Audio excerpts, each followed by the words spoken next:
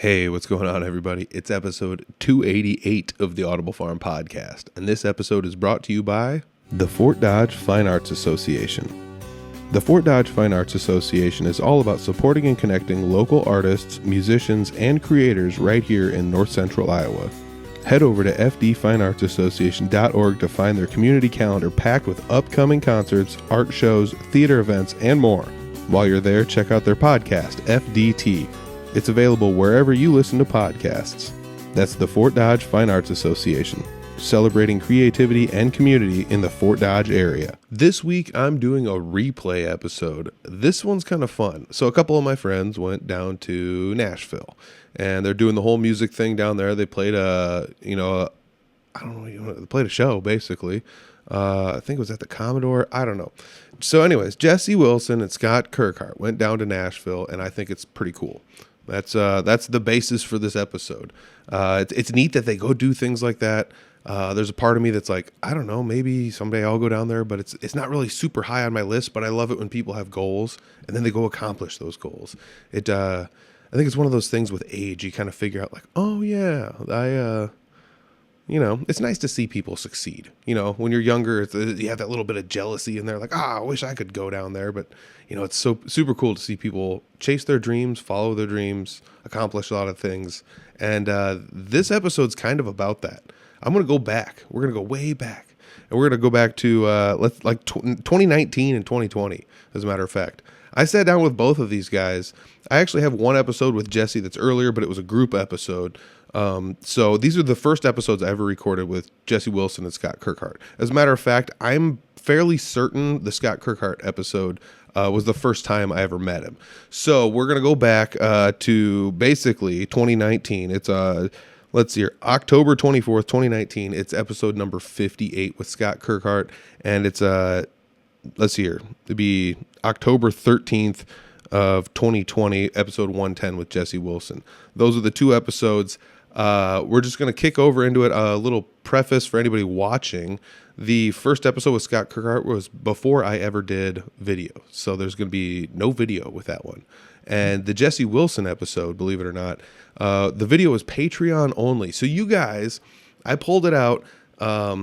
Hopefully there's nothing super crazy in there. I did re-listen to some of it, but I remember the old Patreon episodes. I didn't edit them very much. That was just kind of like the bonus for anybody on Patreon. Sometimes it was great, sometimes it wasn't. But this is us just cutting loose, 6 years ago, 5+ years ago, 6+ years ago, just kind of talking about what we're doing. I'm talking to Scott about playing music. I'm talking to Jesse about playing music.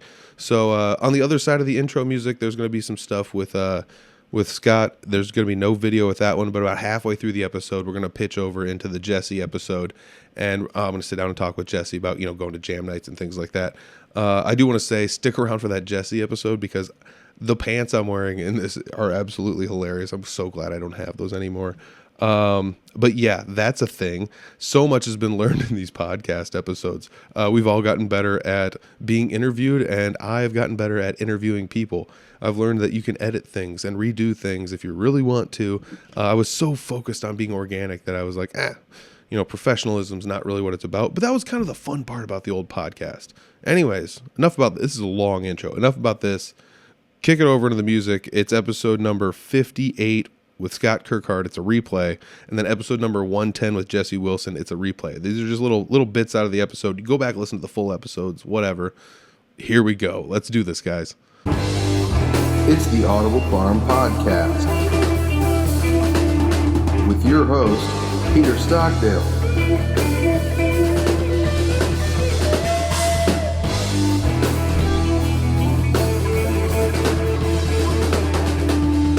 I'm sitting down with Scott Kirkhart. Is that I'm always like weirded out by saying people's last names because everybody pronounces them differently. Kirkhart, yep. Yeah, and believe it or not, I've messed up a couple, but we got it right. Sitting down today with Scott Kirkhart. You and I have gotten in touch a little bit here and there online about getting together to do a podcast, and finding the right time is always hard to do podcasts, but we got together. Yes, we did. Yeah, man. So you had originally, when I was looking to get Audible Farm t-shirts, I think that was the first time you had reached out, and you were just like, I know a guy, and I was just kind of like, ooh, this guy plays music. So it's kind of nice to see that's somebody out there that's playing music saw the, hey, I need help with T-shirts and hit me up. Yeah.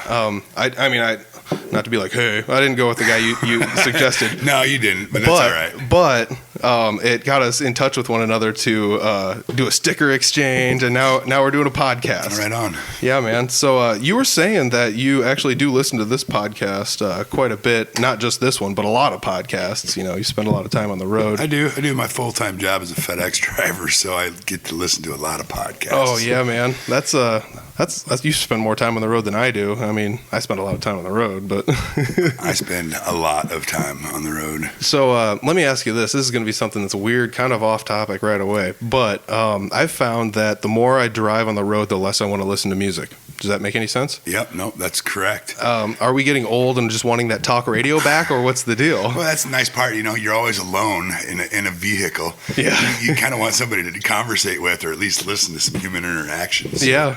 Exactly. I think that's what it is. You know, as weird as it sounds, I took a business communications class recently, and we had to like log all of our communication that we did for a whole week. And it was just like, oh, that's literally like the whole time, like all day long. And then I was like, man, I'm driving in cars listening to podcasts, and that's technically communication because, like, you know, Joe Rogan or whoever, Bill Burr, or somebody's sitting there talking to me. Any of those guys out there that are doing podcasts, I'm listening to them, so they're communicating with me, whether or not I get to communicate. Well, then back. I got on Gene Walker.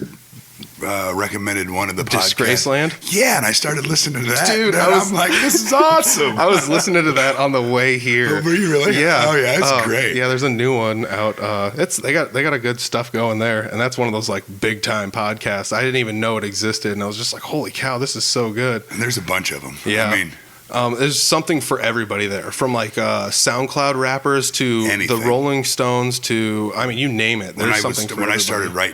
When I started writing a lot of songs, my own songs, I got on there and I searched songwriting, and there's podcast upon podcast of songwriting. No way. Oh yeah, that's cool. Anything that you'd want is on there for a podcast. How did you get started writing your own songs then? Like was that something? Okay, like, you know, that was the next thing to do, I guess. I don't know. You know, it was funny. I've always written down lyrics, but I could never piece anything together. So I had these papers that were just literally full of different lyrics, and I could never make a song out of them. But all of a sudden one day I was just like, yeah, I'm gonna do this. I'm gonna sit down and do this. So my girlfriend Amy and I we started writing, and I remember it was the first song that we wrote together, and we wrote it in 10 minutes, and it came out we wrote it on an envelope. Dude, yeah, it was that's quick. cool. Yeah, that is insane. I've actually, like, if you ever check out the big bands that had the one hit wonders, it's like, how did you write this? And they're like, it just came out. Like, yeah, you know, it did. I remember like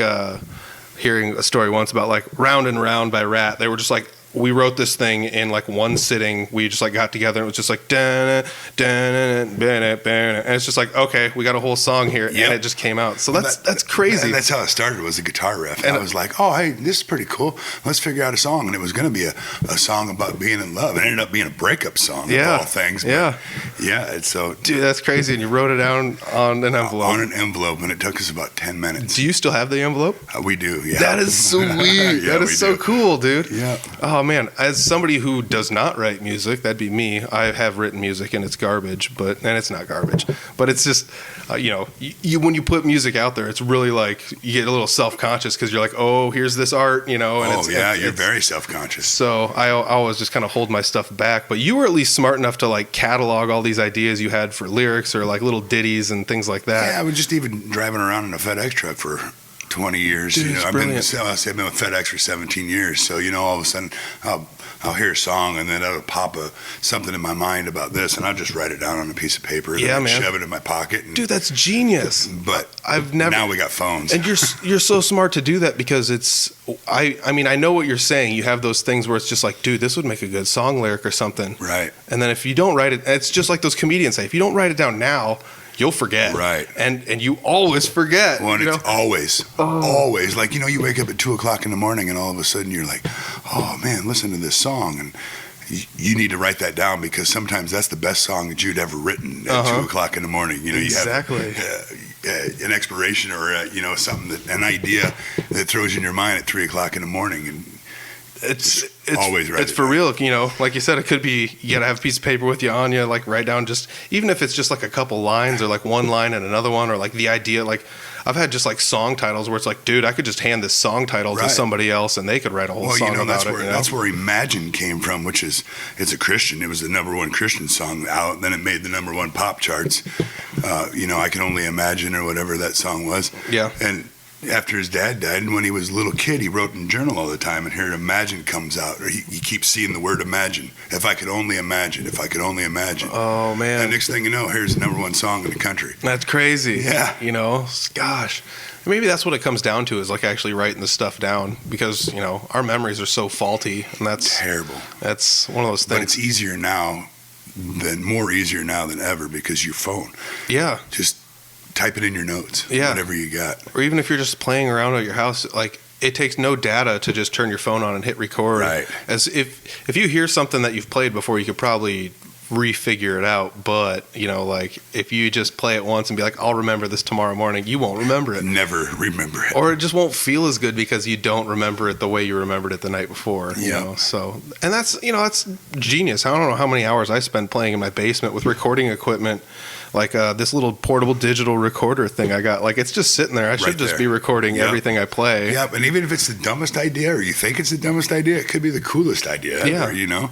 You don't know. That's the thing about, you put it out there and you're like, I don't know if I really like this song, you know? Mm-hmm. And then it's a hit. Yeah, I mean, I had heard about people doing that kind of stuff. I mean, this is gonna sound kind of weird, but I remember reading in a Guitar World magazine that like Megadeth was making their own studio, and the whole thing was like, no matter where you were at, you could be like sitting in the crapper playing a guitar, and it would be recording whatever was coming out of the amp wherever it was at, you know. And there was just like, there was 24/7 audio recording on every single piece of equipment. So no matter what you did, it would get recorded, and somebody could listen back to it and be like, "Oh, dude, you played this at 2 a.m. when you were here, and it sounded great," or whatever. Check this out. Yeah, you know. Yeah. And so that was like that just made me think kind of like a parallel to this. Why not just turn something on while you're playing? Well, that's kind of how I remember started. Was, you know, it was just, we started writing it. And the next thing you know, it just came off, and I'm like, oh, this might be pretty good. And then I contacted Brett Hofing. He's a buddy of mine, really good friend. Mm-hmm. And he getting into heavy recording, you know, and doing a lot of recording now. Yep. Yeah, he's doing really good too. Oh, he's great. Yeah. The guy's a genius when it comes to stuff like that. I think he's self-taught too. When he talks gibberish to me, I mean, he's like,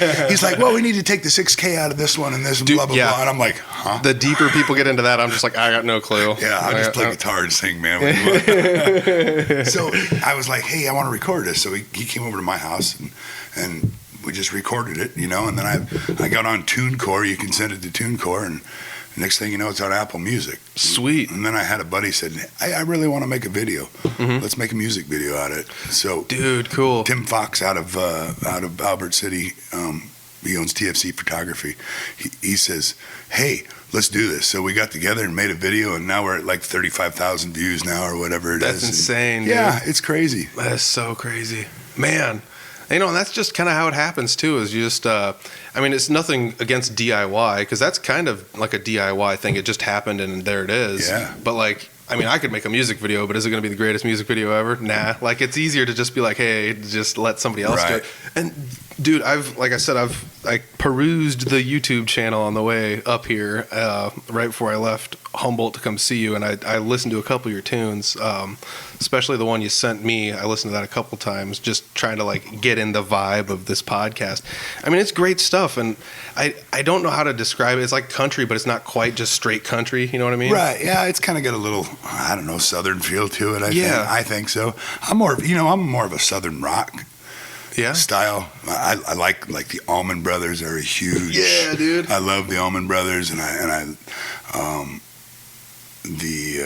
can't even think their name right now. Yeah, it's always when you're on microphone. Right, always. Yeah. But I like the Allman Brothers. Eric Clapton's a huge. You know, I went down to Nashville and seen him. Oh, cool. And they've always been big influences on me. Warren Haynes, yeah, dude. Derek Trucks, Susan Tedeschi, all those guys. Yeah. But I also like some of the new.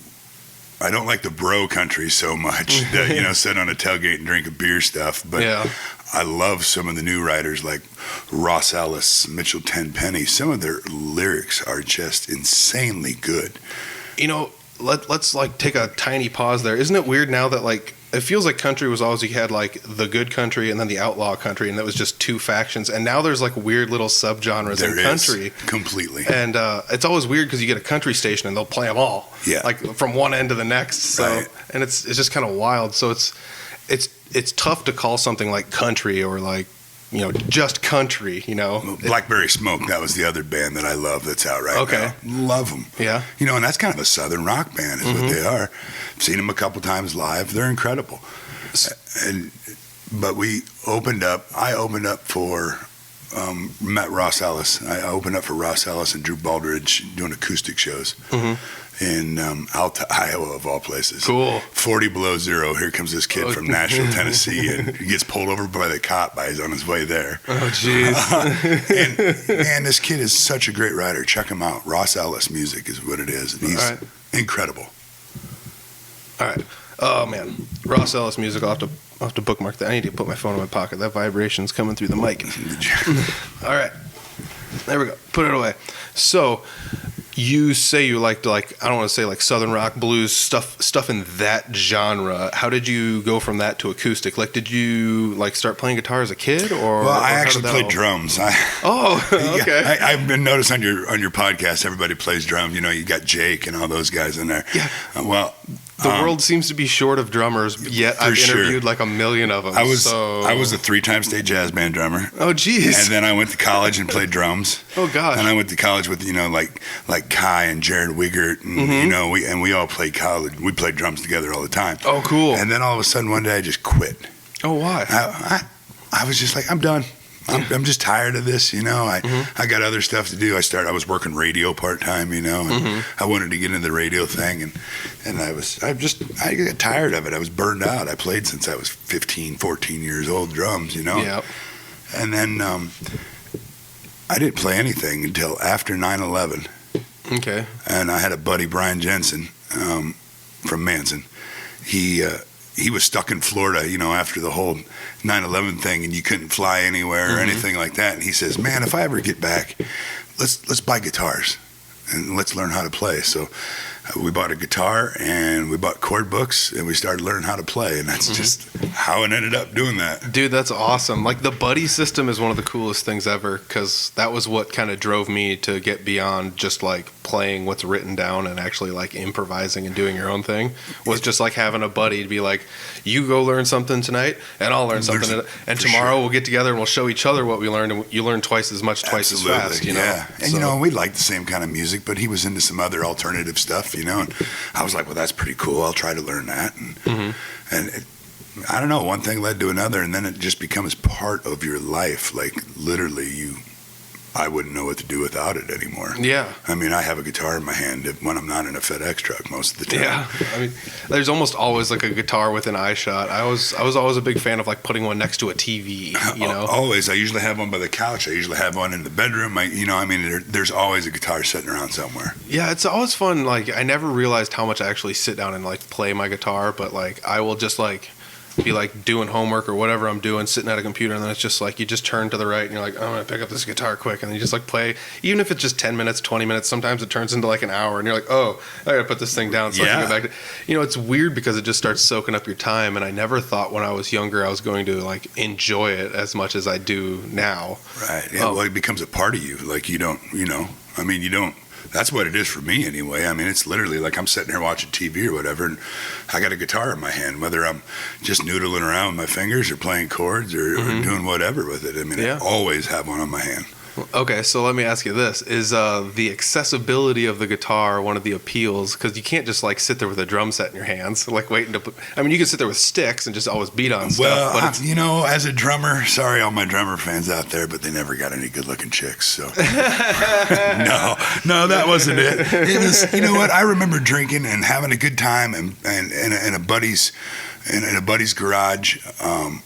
And he would play guitar, and we just kind of circle around him and sing songs, and you know, and I always wanted to do that. So that's when I decided I was just going to learn how to do it. And then came the internet.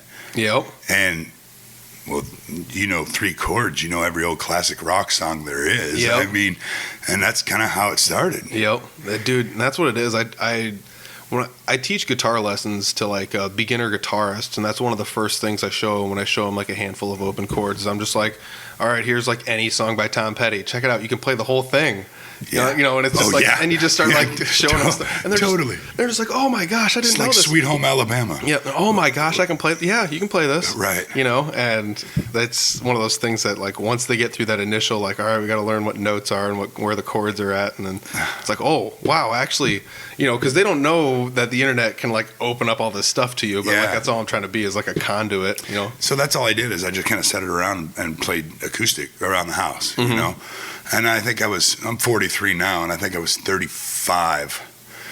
And I got my kids. My kids are older, you know, and now they are. So I was like, you know what? I'm gonna join a band. You know, I'm gonna see what I can do. So a bunch of us got together from Manson and started this Sweet Lowdown, is what the band was called, and it was a classic rock band. And it was Val Kettleson and Matt Kettleson. Pat Ackerson played drums. Jesse Bianchi, Brian Jensen, and then myself.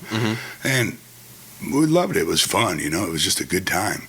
And then, of course, over the years, we played probably 2 or 3 summers, I think. And then everybody just kind of got busy and kind of tired of it. And you know how bands go. We kind of got tired of each other after a while. And so we just kind of disbanded. And then I was sitting there like, man, I don't want to just sit here now. So at the time, I was like, I'm going to try to book a solo show and see if I can do it. And man, I was so nervous that first show. My legs shook the whole time, you know. And I think back at that, you know, that I'm like, oh, dude.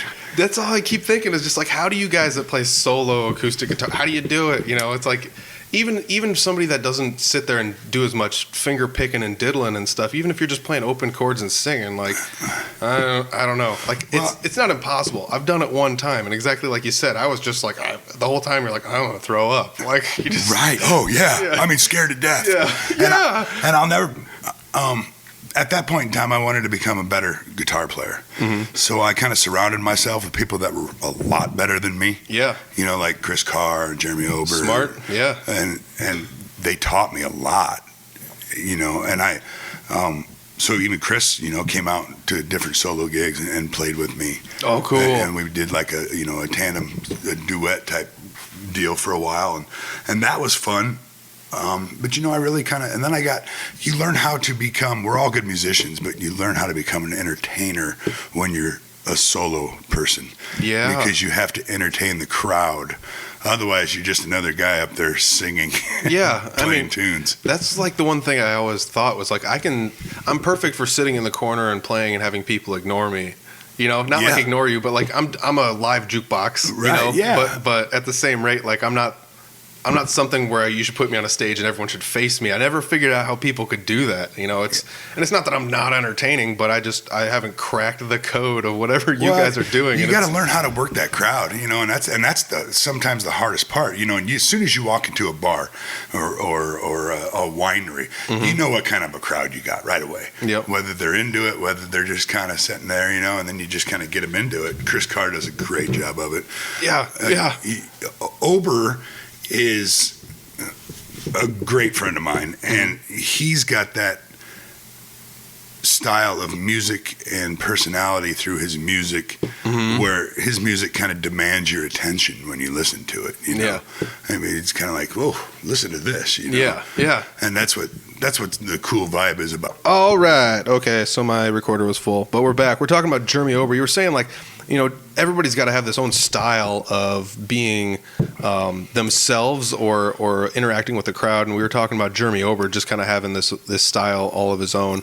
And I think it's like you said, a lot of it's just people's personalities, just like amplified plus music. Absolutely, you know? Jeremy does a nice job. Where, I mean, first of all, he's an incredible writer. You know, my favorite song that he does is Atmosphere, and it's not even recorded yet. I'm like, dude, you got to get that recorded. You know, I'm sure he's got a bunch of them that I don't know how many he does have recorded. I know Brad's working on a few of them. So good. Yeah. It's insane. It's insane. And then you got goofballs like my good buddy Clint Riedel. I love the guy to death, you know, and he he's a hell of a writer too. At his own, I mean, he does his own thing. And he's insanely good. You know, he knows how to work a crowd. Yeah, exactly. Well, that's an example of what I said. If somebody's not just out there just doing all these finger picking fancy stuff on the guitar, Clint's a good example of that. He's like just insanely good entertainer. You know, he's got songs that people can relate to. Right. They're about sentimental things. They're also comedic. Yeah. He's funny. Oh yeah, he's hilarious. You know, on top of that, like if you go talk to him, he's like the nicest guy you'll ever meet. Oh, totally. Yeah, we partied a lot. It's so crazy to sit and think about that. Like one of the last podcasts I did was with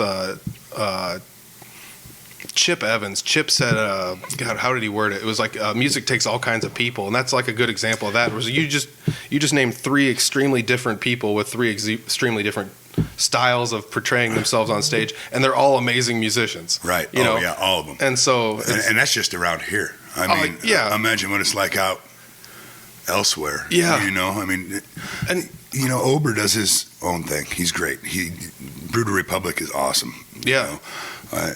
Like tonight, we're going to go see Trevino. I'm like, what? Trevino? And there's a bunch of musicians going down there to check him out. Yeah. Because we want to see this. Yeah, you know? exactly. So we're going to go down to Shiny Tap and watch him. But I know Clint will probably be there. I know Ober will probably be there, you know. So that'll be a good time. But that's one of my favorite parts about, and I've mentioned it a lot on the podcast, like the Northern Iowa crowd, especially around Fort Dodge. Everyone is like ludicrously supportive of one another. We are, yeah. You know, I listened to your Chip Evans podcast, and I think Chip is right. It didn't used to be that way for a while. There was a lot of egos around, I've felt anyway. But, you know, never with like Ober or Clint or especially now. I just don't really feel that in the community anymore. We kind of all support each other. Yeah, I think like what Chip said was it just a couple people started just being those people that were like, I'm going to go to all these shows, see what everybody's got, and like hang out with everybody because who cares? It's great music, and I want to just go check it out. And then all of a sudden, everybody started taking notice, and then it's just all of a sudden you have this giant support system that everybody has. Completely. You know, it's so much easier to promote your band when you don't have to promote your band because all your buddies are going to your show and they'll promote it for you. Right. You know? Yeah, totally. So, I mean, that's. And you know what? So I got a new single coming out. Yeah.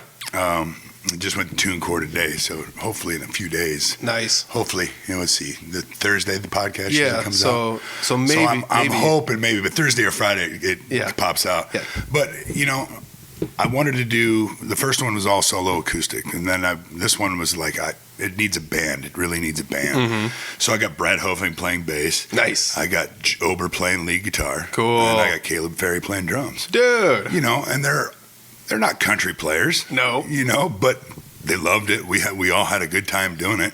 That's cool. Yeah, so I'm cool. excited and stoked for that. Dude, that's sweet. That's like a mini super group behind it. You know? It's just, you know, it's something that I always wanted to do, and that's, you know, we're kind of doing it. You know, and then Ober's such a. Caleb's like, well, I said, how much do I owe you, man? He says, oh, just give it to Ober, whatever, you know. And I'm like, what? And then he's like, Ober's like, well, just give me a bottle of whiskey. You know, it's like, okay. Oh my gosh, Jeremy Ober with that like voice from God. He's got that really deep voice, you know. Oh man, he's such a character. Everybody around here has just been so, even like to this podcast, to the Regional Rock Hour. There's another podcast in Fort Dodge here that actually is doing pretty much the same thing I'm doing. I don't know if I haven't heard of it yet. Let me pull it up here. I'm gonna see how much information I can pull up just to talk about it real quick. All right, let's see here.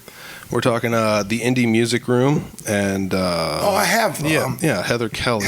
Yeah, yep. And she used to be with Hypnosis. Yes, there you go. Yeah. I actually just talked to her recently, and I listened to a bunch of her podcasts. I don't know if you got iPhones, but it's on the Apple Podcast there. So if you want to check it out, it's there. She's a sweetheart. Yeah, and you know, the more the merrier. Making these podcasts, talking to people, because I'm sure we're all going to hit different people, you know, and talk to.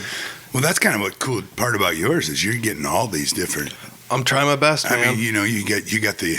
I don't know. I would say I'm probably more country, but I still like a lot of the blues and stuff like that. You know, but you got heavy metal guys. You got the punk rockers. The punk rockers. I mean, I've done pro wrestler. I heard that one too. Artists. I did one with all artists. I did one with just an artist. I mean, I've tried to do a little bit of something with everybody because. Honestly, I used to spend a lot of time playing music, and then I like quit playing music and I went to pro wrestling shows, and I spent like 5 years going to pro wrestling shows like every weekend. And I don't know, I tried doing something while I was there. I just had like a Twitter account that I just posted all my pro wrestling thoughts to, and everybody kind of took to it, and it was weird. Like I would get like retweets from like Vince McMahon and Triple H sometimes. Really? Yeah, and like just famous-ish people would follow me. Trainers in the WWE and stuff like that would like occasionally like follow me for like a few weeks and then unfollow me. On your Twitter feed? Yeah, it was. That's pretty cool. It got weird for a while, so I had to like clean up my act and try and tweet just wrestling stuff. And now I've kind of reclaimed it for whatever I want to tweet. But I've spent so much time in these areas, and it's just like I need to find some way to give back to these people, and this is how I chose to do it. And it's why stop at music? I'm entertained by artists and pro wrestling, and I went to a comedy show, interviewed the comedian dude. Like Chris Schlichting is so funny. He's from the Quad Cities area. Like, I mean, like I said, why stop at just this? Right. And yeah. that comes back to like you said, like when you're on stage, you're an entertainer. You're not solely a musician. No.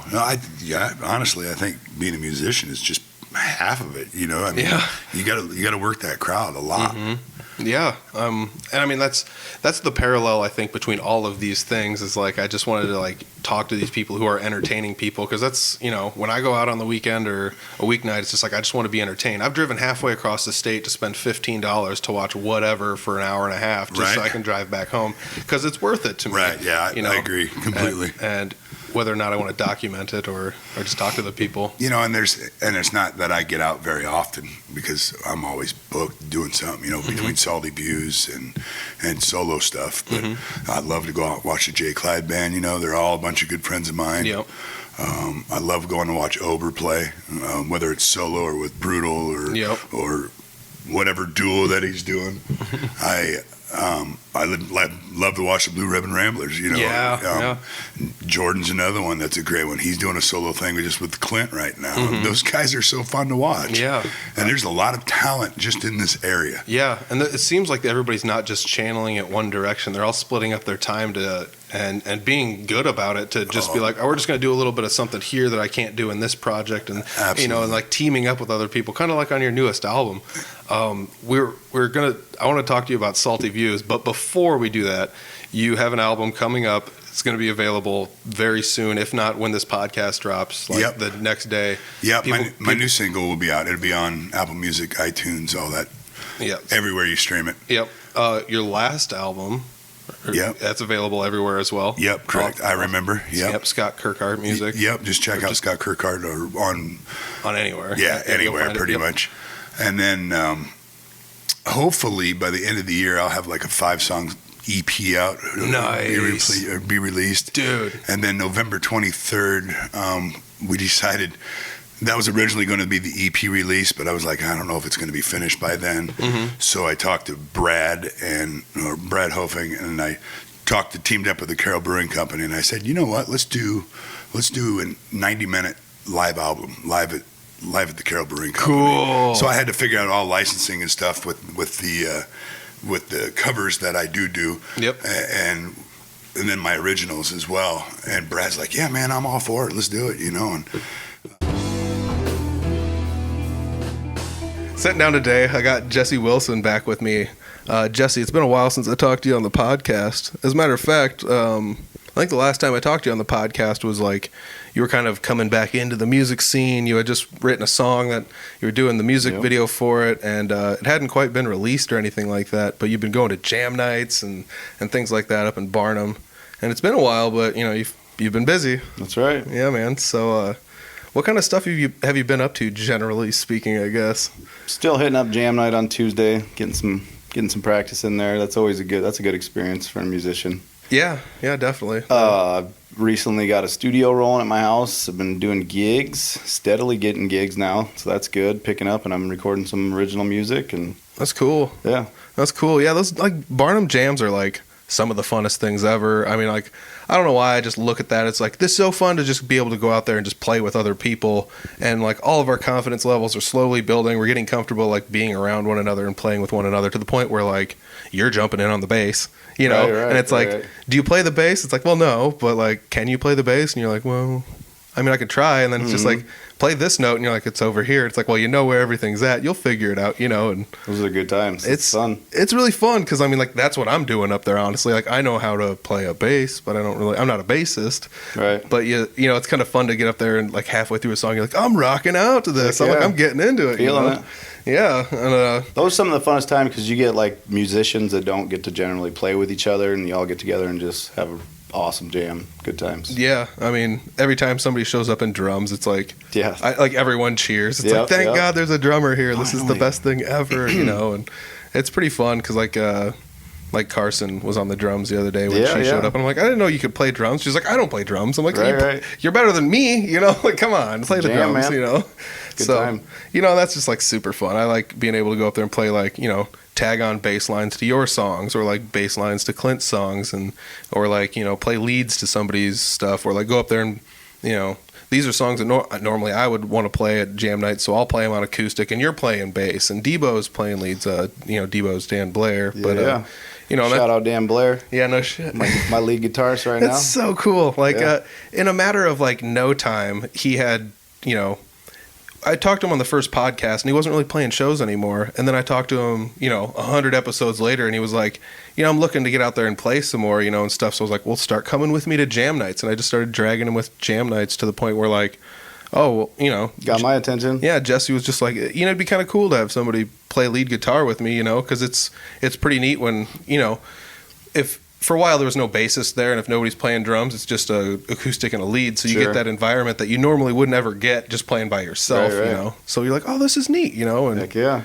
you know, now my buddy gets to play music with you. We've actually did about 4 shows together, and I guess if you count jam night, that's a practice show there. So I mean, we're just getting rolling, and we're getting booked, and it's starting to pick up. Yeah, exciting. Yeah, man. That's like the thing is, like, every time I talk to Dan, because I talk to him a little bit more than I talk to you, like, off the podcast, but like he's just like, yeah, man, every show it keeps getting better. Like, I thought I did good the last show, and then this show is like, oh, I did better this show than I did last show, and I thought I was good at the last, you know. And our set list is rotating too, to just kind of keep it upbeat and writing new stuff. So yeah, definitely. Exciting.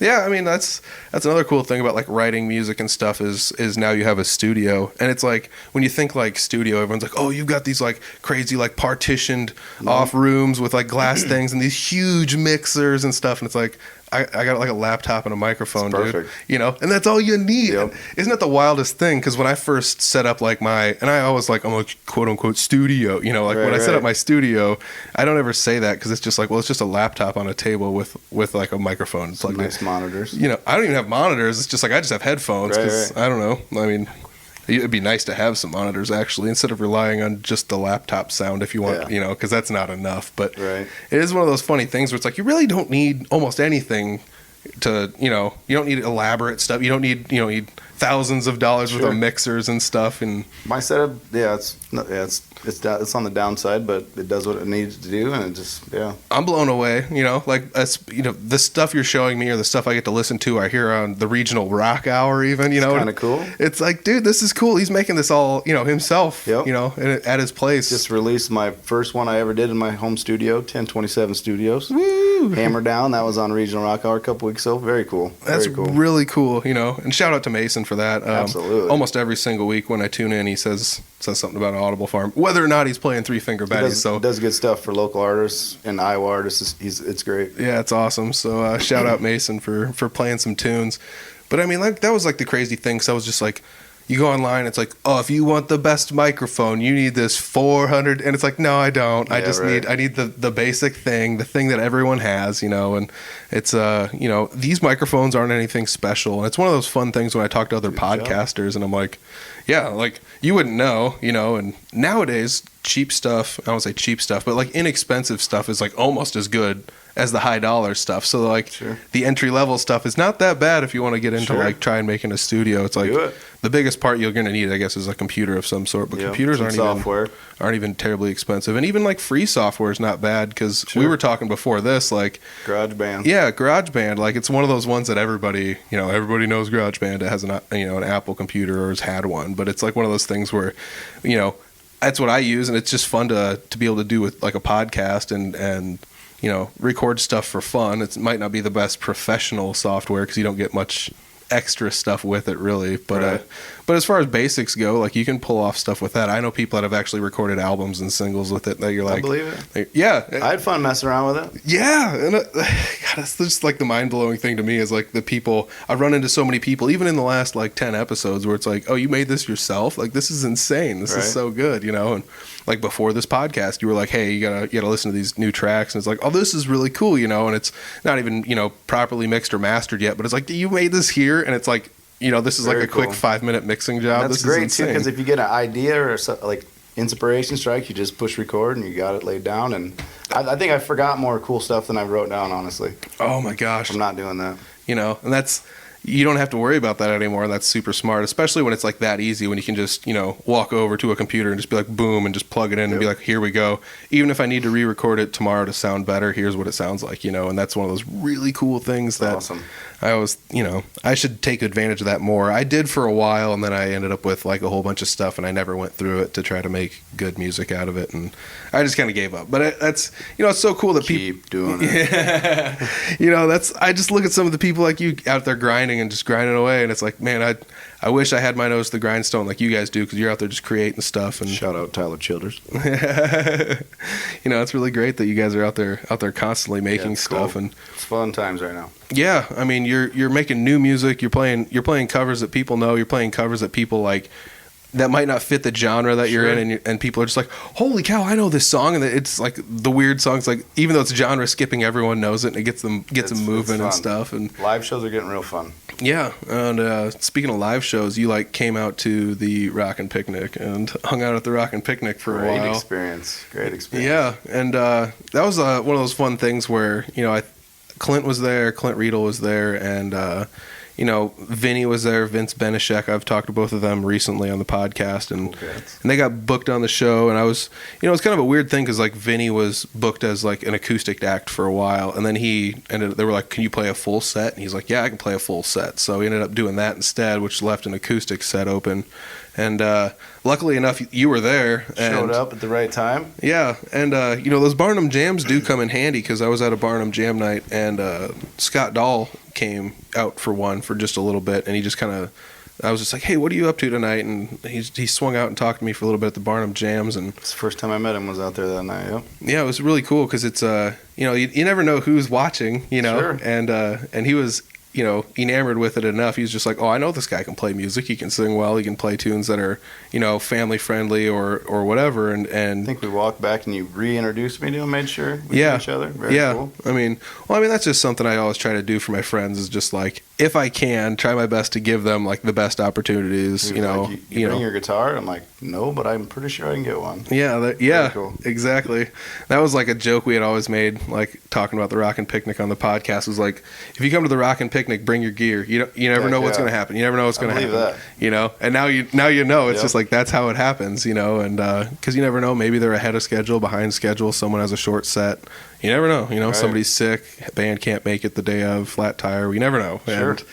And especially when you're booking like 9 or 10 different acts. It's like chances are high that something's going to happen. Sure. So it's really kind of cool that we go to the show and it's just like, oh, Jesse's here. It's like, Jesse, do you know Scott, Jesse? It's just like, if nothing else, like introduce you guys Sure, that was so cool. he knows Very cool. who you are, and maybe next year Rockin' Picnic, whatever, and so I try I always try my best to just be like, hey, make sure everybody kind of knows each other, and I don't really have any ill will towards anyone. I don't really pick any favorites, and I don't really want to be like, I don't side with one musician over the other. I just think it's kind of fun to have everybody, at least be aware of one another. Another jam night, maybe Scott shows up and plays drums, or somewhere else another jam night is, That'd be cool. across across the county or in a different county, one county over, a couple towns over, and we all show up, and at least everybody knows each other. It's kind of fun to just know each other, and shout out to Scott for showing up to a jam night. That was the night we were outside, though. Outside. And Scott's not much of like a cajon player, so he was like, I'm not going to play today. So just hanging out. Yeah, so he just hung out. But, it ended up being beneficial because at the show when I reintroduced you guys, I was like, hey, Jesse, Scott, and Jesse plays music, and you kind of need another person, so maybe Jesse could play. And it was one of those kind of cool things where just kind of all the pieces kind of fell into place. I felt like that moment was like when preparation met opportunity, and it just worked out great. Went on stage, played, I kept playing the songs and looking over, and he's like, play another one. I was like, cool. Clint came up and did Come Back Home with me. Great experience. Yeah. So there was probably 300 people in the crowd and more at the campers. Oh, yeah. I mean, like 300 people maybe directly in front of the stage. The crazy thing is when you're on stage, you can't see how many people are off to the right of the stage, because there's a pile of campers right next to the stage on the right, and that place was flooded. It was the biggest crowd I've played for, and the cheers were cool too. It was a good time. Yeah, it's tons of fun. I remember my first time playing Rock and Picnic. I'm like, I don't know if anyone's going to like this, and I'm like, all super nervous and stuff, and people were like, this is awesome. Like, do you guys play, how long can you play? Do you play bigger gigs? And I mean, they were loving it, and it's, it's good to feel that, in a town, especially like, a small town like Humboldt doesn't get too much stuff like that. And, that's kind of where I'm from originally. So it's also nice to be able to go there and promote it and sometimes play on the show, Very cool. And, and that's another thing, like Rock and Picnic. Sometimes things happen where like people will throw together bands that might be like the one show they play. You never know, and that's happened to me before, and that's, you guys rocked it, I'm sure. Yeah. There are actually videos online, somewhere. But yeah, anyways, that's like one of those super cool things we talked about on the Rock and Picnic. Like, you never know what's going to happen. Bring your stuff. And then all of a sudden it was just like, it was almost like, and I told you so moment, like check this out. And you did go back and get your guitar. Was that your first time playing with cause like you had I believe you had like your Yamaha with you? Was that like the first show you played with that actually? Yep. It's so wild, Cool. My boys were with me. That's the first time they ever seen their dad rock out. They loved it. It was just a great experience. Loved every minute of it. Yeah, I remember you were playing, and I didn't know they hadn't seen you play live yet. And Clint said something about it. And then when you were done, I was like kind of being a stagehand, so I was kind of helping stuff up and off the backside of the stage. But when you were done, they come run into the backstage area. Awesome. It was super cool. They were loving it, and I never think too much about that. I mean, I don't have kids, but especially like if your kids have heard you just like sitting at home playing guitar, it's just like, well, that's neat and stuff. But then when they're just like different, then when you go stand in front of a bunch of people and you're like, oh, all these people are watching my dad play music, pretty cool. Glad they were there. Yeah, Awesome. And it actually, it just brings the whole family atmosphere of the Rock and Picnic back around full circle. Definitely will be back. That's awesome. Yeah, bags tournament, the whole 9 yards. It was tons of fun. I auctioned off the guitar I painted and everything. That did real well. Bunch of other stuff. So, Rock and Picnic, you want any more information on that, scroll back to the older episodes with the Rock and Picnic, a handful. It's like 105 or something. But yeah, since like all that kind of stuff's happened, we at the end of the last time I talked to you, you were in the process of making a music video. And then COVID. Yeah, oh my gosh, that was like the very beginning of it. That was one of the last face-to-face podcasts I did for a while. I tried my best to steer a little bit clear of people, but it's super crazy that like that all happened. But you did have a music video that got made, and it came out. Come Back Home is a music video. It's available on YouTube if you guys search Jesse Wilson. Yep. Come Back Home. As a matter of fact, I'll just put it in the description section. How's that? It'll be the thing in the description section. But yeah, it was really cool to actually see that kind of finished, because I got to see you guys shooting, and I tried my best to kind of like stay off to the side. Tyler Kennedy, Moreland Studios, came out, did his thing. Yeah, and it was really neat because it was like right before everything had kind of closed down, and you did like a shoot in the junkyard in Barnum. And so like we were all there, doors are all closed and everything. We were like, that was when we were like, let's be as safe about this as possible. Like, we're locking the doors. I had a blast those days. Yeah. Shooting. And so I'm sitting way down at the end of the bar, and everybody's kind of trying to steer clear of each other, but still shoot a music video because we don't know what's going on. And right. So you guys end up like like I said, you were take after take after take, and it was like, this is super cool to watch, like how this is all going down. And it actually inspired me to like make a music video for Clint, awesome. which is pretty neat, because it was like, well, I've always taken to the, like we said before with like the studio, it's like you don't really need super fancy high dollar stuff to pull something off. Right? Yeah, you can shoot it with an iPhone. And then I found out that like, you know, other bands I know have been shooting music videos with iPhones, and it's like, Why not? I didn't know. Why not? You know, it's like if you can fool me with this, and somebody finally said it like a year or two later, it's like, oh, that was with like a 2-year-old iPhone. Like, that's wild. That's pretty good. So I'm going to try that. So I tried it and pulled it off, you know, fairly well. It wasn't nearly as well produced as yours. I'm not trying to say mine wasn't any good, but like, It's good. I've seen it. yeah, dude. I want to say though, like yours was like legit. Yours was something that like if you turn on the TV and see something that, you know, would be on the TV, that's what yours looks like. It's I mean, obviously the tune is awesome. The COVID thing actually worked out kind of because they weren't busy out in California where the guy that shot at Tyler Kennedy, my buddy, so he's back working construction, and he came over and shot the video. He looked like the Terminator one day. Did this big old apparatus on for stable. It was awesome.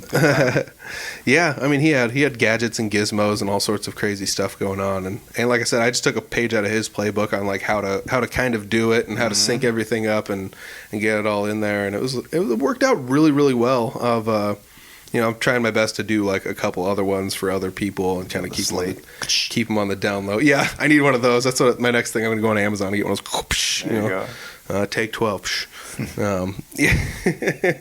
No, but that's like really cool that ended up coming out. You got a lot. I don't have my phone, but like there was a lot of views on YouTube. I can't remember where it topped out at, but it's like 2,000 about right now. I think that's wild. it's a good video. Check it out. Yeah, like I said, it'll be in the description section. So wherever you're listening, scroll down into the description and click on the link. Check it out at the end of the podcast, or right now, and then come back to the podcast. No, but seriously, like, and that's one of those super cool things where I was like, this guy's doing it all on his own. He kind of just showed up on the scene and we're like, I can kind of write some music here, and I can do some stuff, you know. And you go to jam nights and you start honing your craft a little bit, and you're getting a little bit better at like playing leads and doing things like that, you know. It's really cool to see, you know, slowly get better and show these things like along the way where it's just like, well, here's a song I made, you know, and you're not scared to just be like, I'm just gonna put this out as a single, you know, and just check out this song, and you got, you know, maybe I'm not gonna make a music video for this one, but check this out, you know. And so you got a bunch of that kind of stuff going on, and it really kind of makes me happy to see you working so hard, you know. And thanks, man. Appreciate it. And not only that, but like every song, it seems like you're trying to feature, you know, other musicians from around the area to kind of. I think if you're not doing that around here, you're not a fool. But you know, there's a lot of talent around this town. We're all pals. I mean, we should all be collaborating, making magic. Yeah, absolutely. I mean, if nothing else, it's good exposure for everybody involved. But like, I also feel like, why not? You know, it's like if we're making like a big giant recipe and everyone is a different ingredient, why wouldn't you want a little bit of this ingredient in Absolutely. there? You know, it's like, obviously like pizza's good with like sauce, cheese, and dough, but like why wouldn't you want to throw some pepperoni on it? You know, like bring in that Jeremy Ober, he's the pepperoni, you know, or whatever, you know. And you know, it's like that's. Yep. It seems like every single song you got somebody different kind of doing something different, or you're always just like, hey, I got this thing, come over and check it out, maybe play on it, and we'll just see what happens. And it's one of the woes of not having a band yet. I'm working on it. Yeah. We're a 2-piece right now. That's true. I mean, like, you just got to find your way there. I mean, that's kind of how Clint did it, and a lot of those other guys did it, you know, around the area, especially those like acoustic style players. Jam night's great for that, seeing some people that are out, talented individuals. Yeah, really musicians. Talented people, and it's like, are you doing anything right now? Right, you know, right. No, well, have I got something for you? Yep. You know, and so like that's the kind of stuff that I think is fun about jam nights, is just running into people like that, or getting to play like, you know, with people that you're just like, I wouldn't normally get to play with people like this.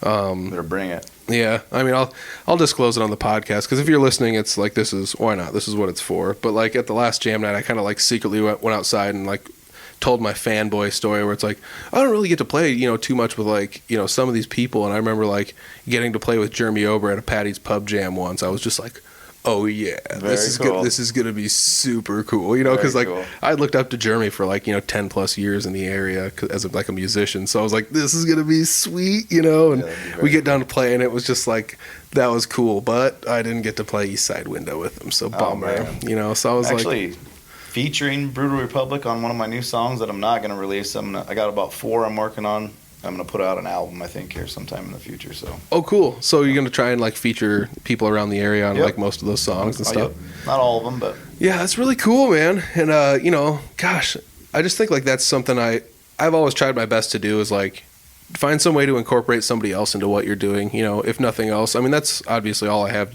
on my podcast to do anyways, but like why not try to incorporate somebody else into something else you have going on, or like you know, if you and him like kind of use each other to lean on, you can get to a lot farther than anywhere else, you know.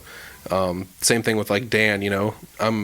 Dan can do the acoustic sing guitar thing too, but like you know, put an electric guitar in his hands and stick him next to you, like you guys could, you know, might be able to go farther than just you alone or just him alone, you know. Or if one of these songs takes off, I mean, I'm bringing some people with, you know what I mean? That's how I feel. So. Yeah, why not? 100%. Yeah, exactly. So, I mean, how many songs have you put out now? Let me ask you that. 3. Come Back Home, She's Funky, and Hammer Down. Hammer Down's out. I guess I didn't know that. Yep. Sweet. So is that like available on, you know, all the places, I guess? Everywhere you stream music. Yep. Yep. YouTube as well, I'm assuming. Cool. Yeah, it's on YouTube Music. Yep. Yep. So then it's also. You can make a TikTok. I was gonna say songs. Probably TikTok, probably Instagram as well. Yep. You know, do the whole story thing. Yep. That's really cool. Somebody makes a viral TikTok dance. There we go. Let's do it. Yeah, She's Funky dance. Let's see it.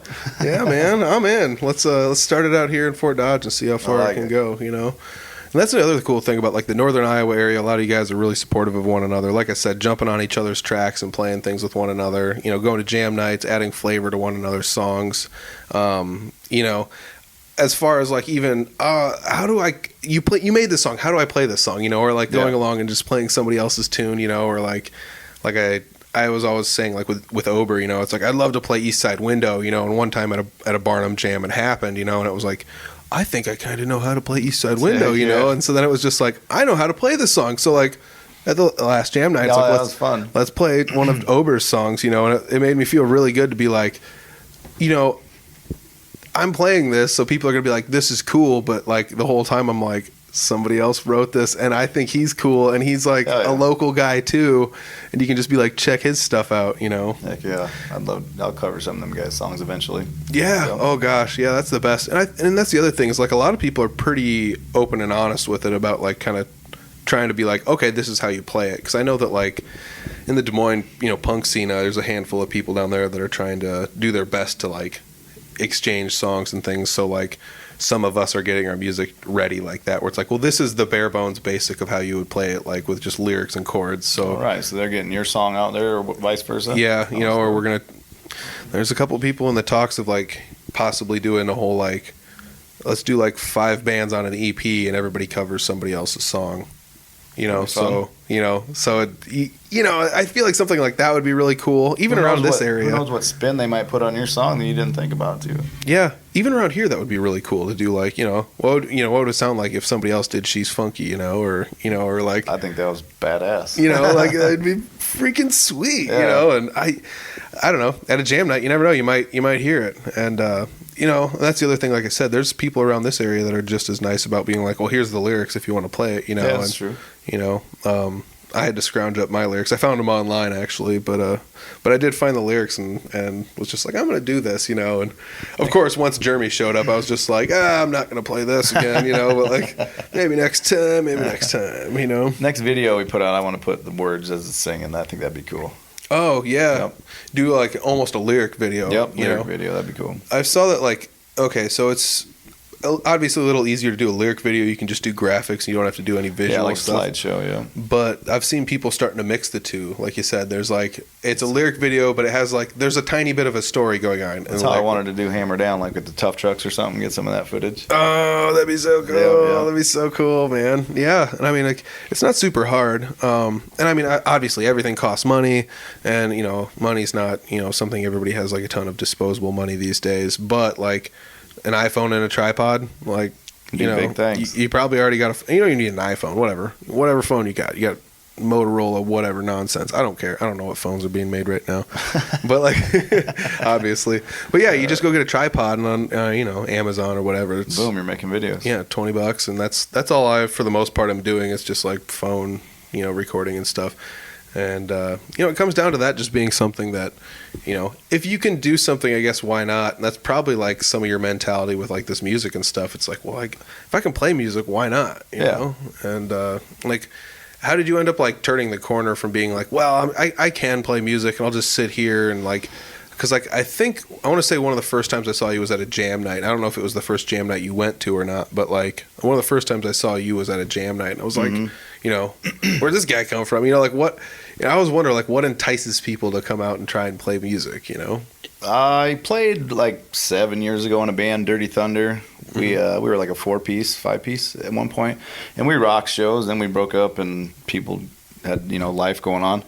And then I hurt my knee like about a year and a half, 2 years ago, and I told myself that I was just going to get better at guitar. I'm going to be sitting around. You're going to be picking up your guitar. I started singing. Heard about jam night. Went over there and, like you said, started doing that stuff. And it started kind of getting better. I was having fun, and it just snowballed. I just kept going, grinding. I quit being scared of what people thought, how I sounded singing, and I just grinded it out. Got my chops up, got better, and it's a lot of fun right now. Yeah, man. I think that's some of the funnest things, too, is like just being like, I've taught guitar lessons, so I always think like the only way that someone's going to want to like keep coming back every week and learning more is if it's fun for them. So you got to try and find ways to make it fun, where it's like, here's like 3 chords, but did you know you can play like these 16 songs with these 3 chords? Absolutely. And then the kids are like, whoa, because they're going to have heard at least a few of them. That's what keeps you going, and you're just like, wow, I didn't know that. So it's like, it's like if you can switch between them pretty quick, and then you can you can play a song. You can play these 16 songs, or whatever, and you start doing stuff like that for kids, and they're just like, this is really cool. That's the same thing at jam nights, where like when you're in an environment where people are all for the most part very, very positive towards one another. And I don't say, not always, but like, some vibe. It's a good vibe. It's a very good vibe, and people are always willing to help each other. Like there's been songs where like I've been up there, or Dan's been up there, and we're struggling to find the key, and somebody else hollers out, "Oh, we're in this key," or whatever like that, or I think "Come Back Home" was like the first original song I ever did at the jam night, and I was so nervous, and just went up and did it. And it did good, and I was so nervous though. Yeah, well, you're putting yourself out there, putting out your original stuff to people. You're putting yourself out there a little bit. Dude, I get that. 100%. That's the one reason that I hide most of my stuff, is because it's like you are really literally like putting your heart on your sleeve out there to somebody, or just, and it's tough because like I get it, like everyone's not going to like everything, so eventually you're going to play something where people are just like, this one's cool, but you're going to realize the claps are louder for other songs, but like, and you got to realize that's all right, and it doesn't matter too much about stuff like that. That's the tough part. There we have it. Oh man, I listened to select parts of those episodes. Absolutely hilarious to listen to like what some of the things we were talking about. I can't believe if you go back and look at the stats on those episodes, how many people listen to them. Wild stuff. What a journey for everybody to, from where they were at there to they're playing in Nashville. That's pretty cool. Let's face facts. Pretty cool. So, Jesse Wilson, Scott Kirkhart, I'm going to put all their stuff down below. If you guys like these episodes and you're like, why did they stop? Well, go back and find them. They're way back in the back catalog. As a matter of fact, there's an older episode with Jesse, even further back than that. So go ahead, check those episodes out. Thank you guys for following along on the journey. And, thank you to people like Jesse and Scott that are out there, playing music.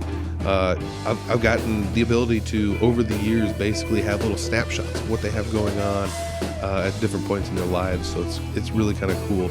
So I thought this was super fun. I don't know. I hope they, if you guys are listening to this on your way back from Nashville, drive safe. So thank you to the Fort Dodge Fine Arts Association. Thank you guys for listening. audiblefarm.com for basically everything. Patreon for episodes a day early. And man, go back and listen to some of those old episodes. They are, they're hilarious. Okay. All right. That's about it. Thanks, everybody. Peace.